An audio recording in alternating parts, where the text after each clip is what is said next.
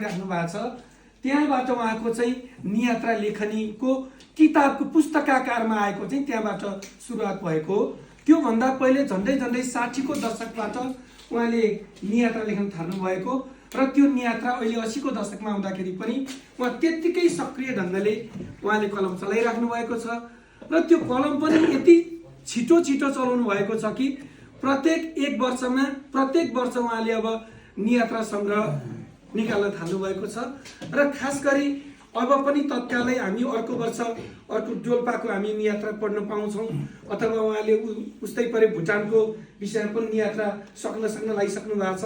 लुम्बिनीको नियात्राको सिङ्गै पुस्तकाकारमा आउने लुम्बिनीको नियात्रा आउनेवाला छ र यसरी उहाँ यति धेरै सक्रिय ढङ्गले नियात्रा लेखनमा हुनुहुन्छ कि र भाइ बहिनीहरू जसले कञ्चनजङ्घालाई निहाल्दा पढिराख्नु भएको छ त्यो कञ्चनजङ्घालाई निहाल्दा उहाँले लेखेको पहिलो पुस्तक यात्राका पाइलाबाट निकालेको एउटा नियात्रा हो। त्यो चाहिँ पहिलो उहाँको नियात्रा सङ्ग्रह त्यही कञ्चनजङ्घालाई निहाल्दा भन्ने पनि रहेको एउटा पुस्तक सङ्ग्रह हो। त्यो चाहिँ त्यस्तै नियात्राहरूको सङ्ग्रह हो र नियात्रा भाइ बहिनीहरूलाई त्यो कस्तो लागिराखेको छ, मैले किन भाइ बहिनीहरूतिर विशेष गरी फर्किराखेको छु भने मलाई दिएको प्रश्न नै त्यतैतिर सान्दर्भिक छ, त्यतैतिर जोडिएको छ, तसर्थ मैले अलिकति बढी भाइ बहिनीहरूतिर नै मैले बढी फर्किएँ।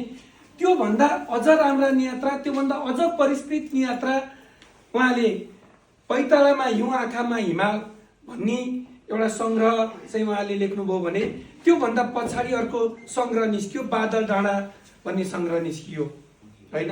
र यो चाहिँ अलिकति सानो किताबको साइजको हिसाबले कैलाश कोरा एकै ठाउँको मात्रै नियात्रा भएको हुनाले, एकै ठाउँमा गएको मात्रै नियात्रा भएको हुनाले, कैलाश मानसरोवरको यात्राको चर्चा मात्रै भएको हुनाले यो चाहिँ अझ अलिकति साइजमा अलिकति सानो छ यो। तैपनि यो अझ यसरी परिष्कृत हुँदै आछ कि एकदम उहाँका त्यो काव्यिक ढङ्गले एकदम सरल लाग्ने तर काव्यिक खालको लाग्ने, अनि भाषाको हिसाबले हेऱ्यो भने पनि लगभग उहाँले 3वटा भाषालाई निकै राम्रोसँग प्रयोग गर्नुभएको छ। नेपाली भाषाका शब्दहरू त्यति प्रयोगमा छन्, यो त स्वाभाविक नेपालीमा लेखेपछि हुने भइ नै हाल्यो। अङ्ग्रेजीलाई पनि उहाँले एकदमै समानान्तर ढङ्गले प्रयोग गर्नुभएको छ, अङ्ग्रेजी भाषाका शब्दहरू सँगै संस्कृत भाषाका शब्दहरू पनि। यति धेरै भाषाको चेतनाका साथ उहाँ अगाडि बढिराख्नु भएको छ नियात्रा लेखनमा र मलाई लाग्छ यो नियात्रा हामी सबैले असाध्यै पढ्नको लागि उचित र उपयुक्त नियात्रा सङ्ग्रह हो।